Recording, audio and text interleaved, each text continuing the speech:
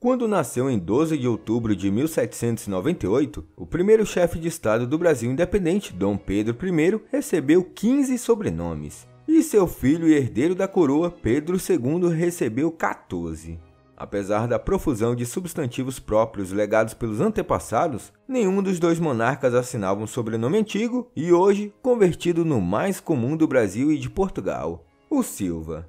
A despeito dos antigos líderes, a quantidade de brasileiros cuja assinatura carrega Silva é tamanha que se tornou o sobrenome mais comum no país. A semelhança é partilhada entre colonizador e colonizado. O sobrenome também é o mais comum em Portugal. A diferença entre as duas nações está no acréscimo do artigo definido mais preposição adotado pelos brasileiros, que costumam ser da Silva. A presença europeia é evidente na maioria dos países sul-americanos. O sobrenome espanhol González é o mais comum no Chile, Argentina, Venezuela e Paraguai. Já Rodrigues tem predominância na Colômbia e no Uruguai. Garcia, o mais popular no Equador, também é o mais comum na Espanha e no Principado de Andorra. Um microestado cravado entre o território espanhol e o francês. Por outro lado, Bolívia e Peru têm sobrenomes de origem indígena como mais recorrentes. Mas se Silva é o sobrenome mais comum no Brasil, o que ele significa? No português antigo e no galego, língua falada na comunidade autônoma da Galícia, que é a fronteira entre Portugal e Espanha, Silva, assim no minúsculo, significa selva, bosques. O termo foi difundido pela Península Ibérica e passou a ser usado para se referir a quem vivia com os recursos das florestas. Ao nome próprio dado no batismo, a labuta acabou por aglutinar o hábito ou a ocupação do indivíduo, dando origem, na Europa medieval, aos sobrenomes. Mas afinal, o que são sobrenomes? Os sobrenomes característicos são provenientes de algum aspecto ou atributo do indivíduo, como é o caso do popular sobrenome árabe Ali, ou seja, sublime, nobre. Há também aqueles derivados de recursos geográficos em que se encaixa o Silva, isto é, a selva, o bosque. Por fim, aqueles relacionados a algum lugar, os toponímicos, como é o sobrenome do primeiro presidente da ditadura militar brasileira, Castelo Branco. O fenômeno do sobrenome tem origens difusas. Na Europa, ganhou força no boom populacional do velho continente após a devastação da peste negra. Anteriormente, com uma sociedade estratificada e isolada em propriedades feudais, não havia necessidade de distinguir por um último nome os indivíduos que tendiam a permanecer sob a tutela dos seus senhores. Porém, entre a nobreza, regida pela lei sálica de sucessão, era elementar traçar paralelos entre a descendência. Muitos passaram a adotar como sobrenome o nome da propriedade que administravam ou de algum ancestral famoso.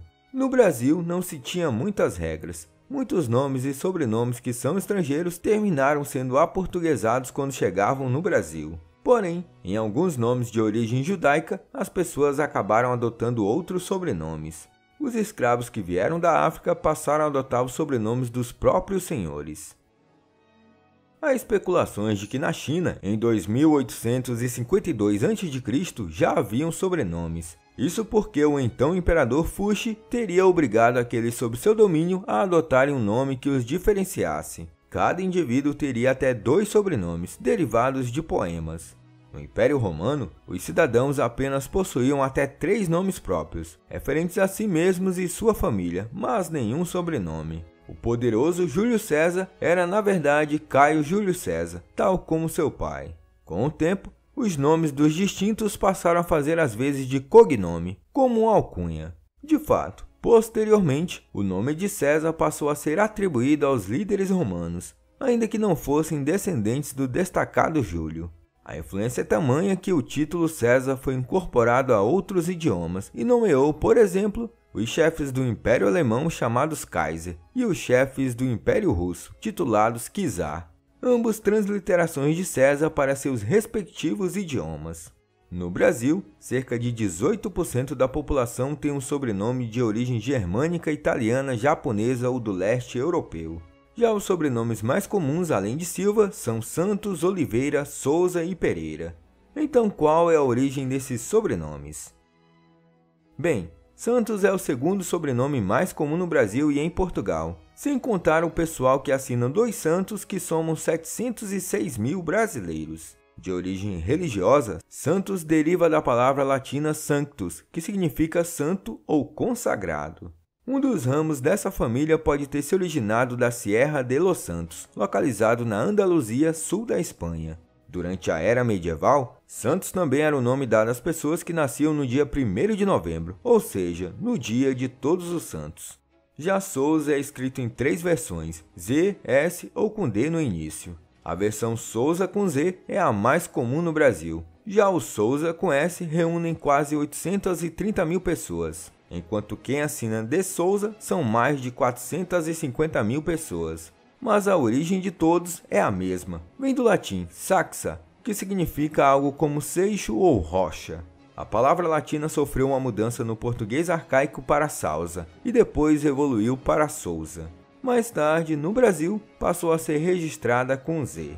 Os estudos do sobrenome Pereira remontam ao português Rodrigo Gonçalves de Pereira, que após prestar serviços a Dom Henrique de Borgonha, recebeu como pagamento as propriedades de Palmeira e Pereira, nome com possível referência a uma plantação de peras.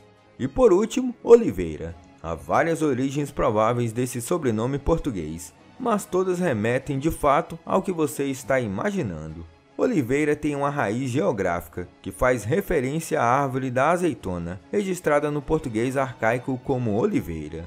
Esse é o 3º sobrenome mais comum no Brasil, sem contar a variante de Oliveira, que soma mais 500 mil brasileiros. E para fechar o vídeo com uma curiosidade, desde o fim do Império, o Brasil teve 38 presidentes da República. Ainda que Silva já fosse um nome popular à época, somente em 1964, após o golpe militar, um chefe de Estado brasileiro levava na assinatura o sobrenome mais popular do Brasil, o gaúcho filho de portugueses Arthur da Costa e Silva. Quase 4 décadas depois, o segundo e último presidente com o mesmo sobrenome, Luiz Inácio Lula da Silva, era eleito para chefiar o executivo brasileiro. Olá, eu sou o professor Danilo. Obrigado por assistir esse vídeo. Se você gostou, se inscreva no canal, deixe o like e compartilhe esse vídeo. Se você estiver pensando em ajudar o canal, você pode ajudar de 3 formas. Tornando-se um membro, clicando no botão Seja um Membro aqui embaixo desse vídeo, apoiando na nossa campanha no Apoia-se, clicando no link do comentário fixado. No mais, é isso. Até mais!